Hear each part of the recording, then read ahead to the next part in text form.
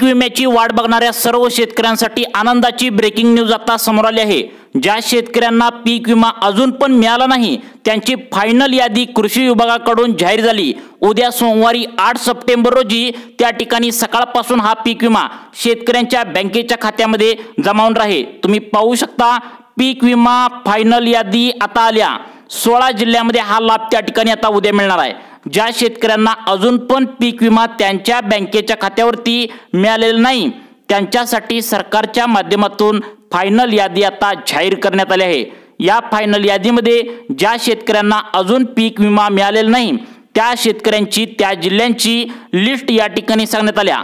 जवळपास आता 14 जिल्ह्यामध्ये अनेक शेतकऱ्यांना पीक विमा अजून पण मिळालेला नाही, तर यामधील काही जिल्ह्यामध्ये शेतकऱ्यांना तांत्रिक प्रॉब्लेममुळे पीक विमा कमी मिळाला आहे।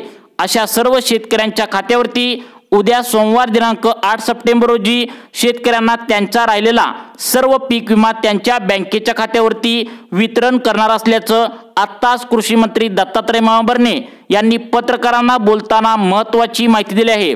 जर तुम्हाला पीक विमा 2022चा, 2023चा, 2024चा या 3 वर्षाचा पीक विमा तुमच्या जिल्ह्यामध्ये जर अजून पण मिळालेला नसेल तर याची फायनल यादी आता सरकारच्या माध्यमातून जाहीर करण्यात आल्या।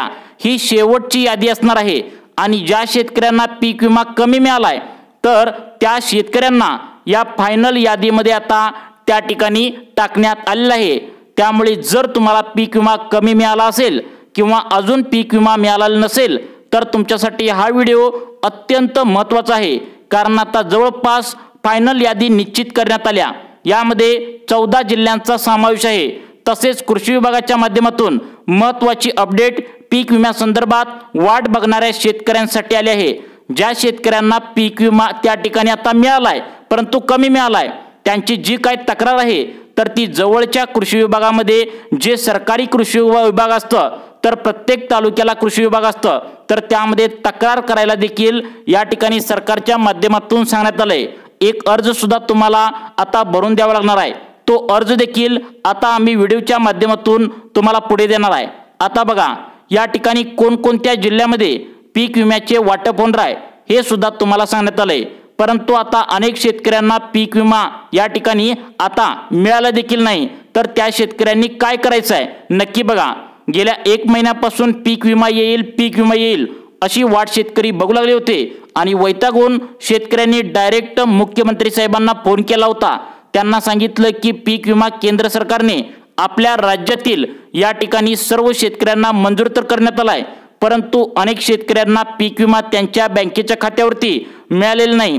असं जेव्हा मुख्यमंत्री साहेबांना शेतकऱ्यांनी मिळून फोन केला त्यावेळी डायरेक्ट ऑर्डर आता कृषी विभागाला या ठिकाणी दिली आहे। आता बघा कृषी विभागाला ऑर्डर दिल्या, त्यामुळे उद्या सोमवार आहे 8 सप्टेंबर दुपारी 3 वाजल्यापासून हा पीक विमा आता शेतकऱ्यांच्या खात्यावरती जमा होण्यास सुरुवात होणार आहे। त्यामुळे तुम्हाला अजून पण पीक विमा मिळाला नसेल आणि तुम्ही पीक विम्याची वाट बघून वैतागला असणार।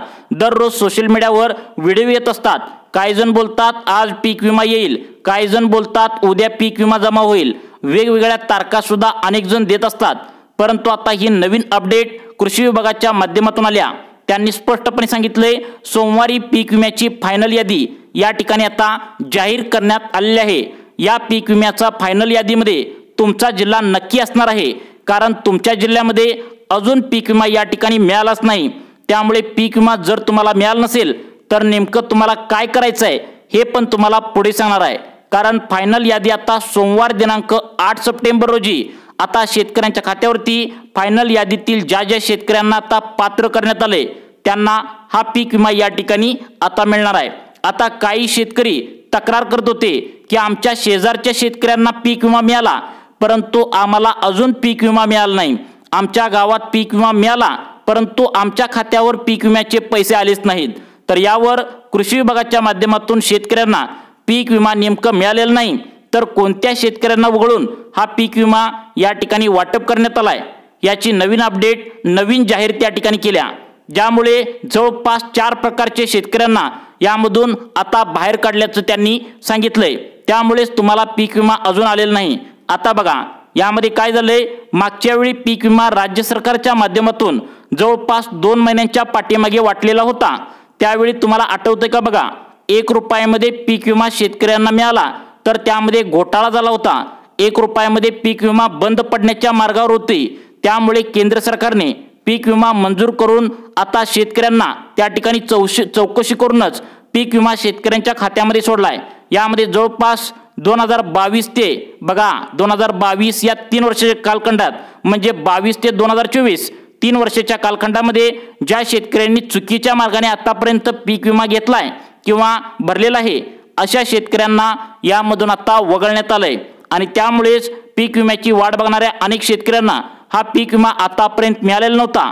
परंतु आता उद्या सोमवार आहे, 8 सप्टेंबर आहे, आणि राहिलेल्या सर्व शेतकऱ्यांची एक फायनल यादी या ठिकाणी आता करण्यात आल्या। आणि या फायनल यादीमध्ये ज्या शेतकऱ्यांना आतापर्यंत आता बघा फायनल यादीमध्ये ज्या शेतकऱ्यांना आतापर्यंत कमी पीक विमा मिळालाय त्या शेतकऱ्यांचं नाव टाकलंय। तसेच शेतकऱ्यांना पीक विमा अजून पण मिळालेलेच नाही, त्यांची सुद्धा एक नवीन यादी या ठिकाणी जाहीर करण्यात आल्या। मग यामध्ये कोणकोणते शेतकरी आहेत, तुमचा नंबर यामध्ये आहे का? जर या फायनल यादीमध्ये तुमचं जर नाव असेल तर त्या ठिकाणी बघा फायनल यादीमध्ये तुमचं जर नाव नसेल आलं तर कशा प्रकारे फायनल यादीमध्ये नाव लावायचं आहे। पीक विमा त्या ठिकाणी जर कमी मिळाला असेल तर याची तक्रार तुम्हाला कुठे करायची आहे, सर्व सविस्तर माहिती तुम्हाला या व्हिडिओच्या माध्यमातून आता इथे मिळणार आहे। जवळपास 14 जिल्ह्यामध्ये या फायनल यादीमध्ये तुम्हाला 2022 ते 2024 या 2 ते 3 वर्षामध्ये ज्या शेतकऱ्यांचं मोठा पाऊस पडून नुकसान झालंय, अनेक शेतकऱ्यांना अतिवृष्टीचा सामना करावा लागला, काहींचं या ठिकाणी सोयाबीन पिकाचं खराब झालं, काहींचा कापूस खराब झाला, काहींच्या केळीच्या बागा खराब झाल्या, काहींचं कांदा पिकाचं नुकसान झालं, बाजरी पीक असेल, ज्वारी असेल, अशा प्रकारच्या जवळपास 34 पिकांची नोंद आता सरकारच्या माध्यमातून या ठिकाणी करण्यात आली होती। आणि त्यांच्या माध्यमातून शेतकऱ्यांना आता हा पीक विमा जमा होतोय। तुम्हाला अजून पण पीक विमा जमा झालेला नसेल तर हा व्हिडिओ महत्त्वपूर्ण आहे, शेवटपर्यंत तुम्ही लक्ष देऊन बघायचा आहे। आता बघा, सर्वात पहिल्यांदा आपण ज्या जिल्ह्यामध्ये हा पीक विमा फायनल यादीमध्ये मिळणार आहे तर त्या पहिल्या जिल्ह्याचं नाव आपण या ठिकाणी सांगत आहे।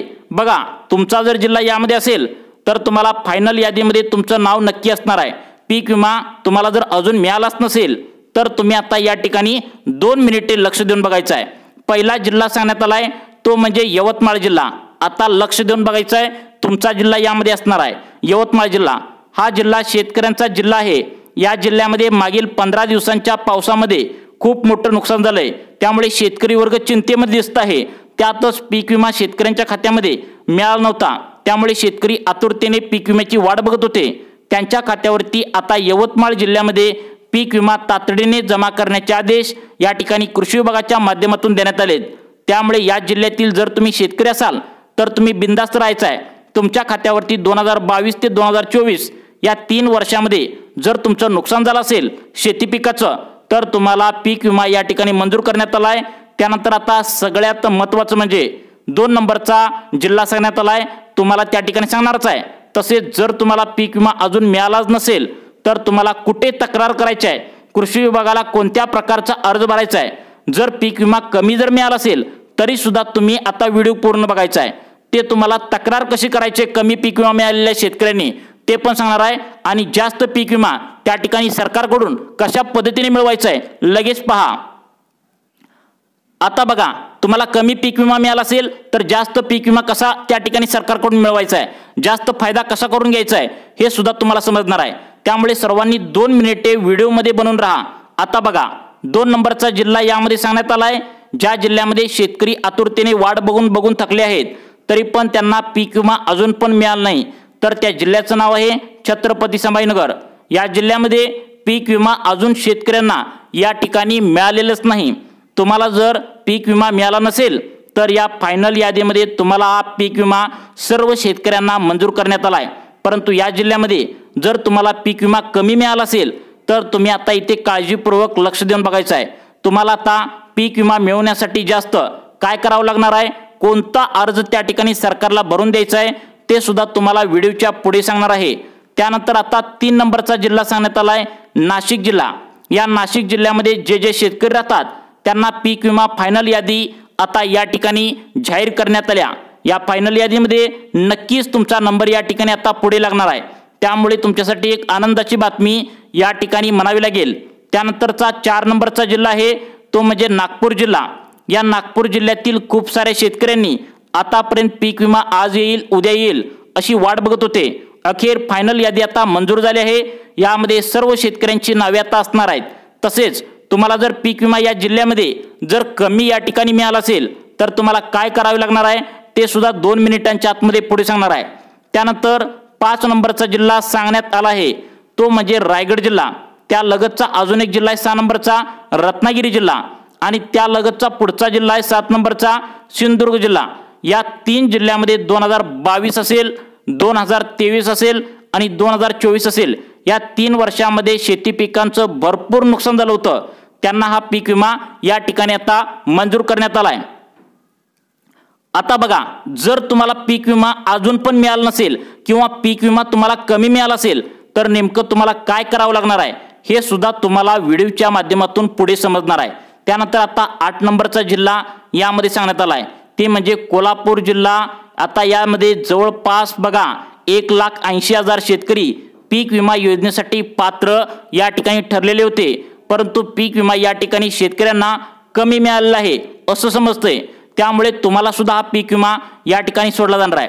त्यानंतर पुढचे 2 जिल्हे आहेत ते म्हणजे 9 नंबरचा आणि 10 नंबरचा जिल्हे म्हणजे बीड आणि नांदेड। या 2 जिल्ह्यामध्ये पीक विमा या ठिकाणी सरकारच्या माध्यमातून आता मंजूर करण्यात आला आहे। जर तुम्हाला अजून पण पीक विमा या ठिकाणी मिळाला नसेल तर ही तक्रार तुम्हाला कशा पद्धतीने करायची आहे ते सुद्धा तुम्हाला पुढे सांगणार आहे।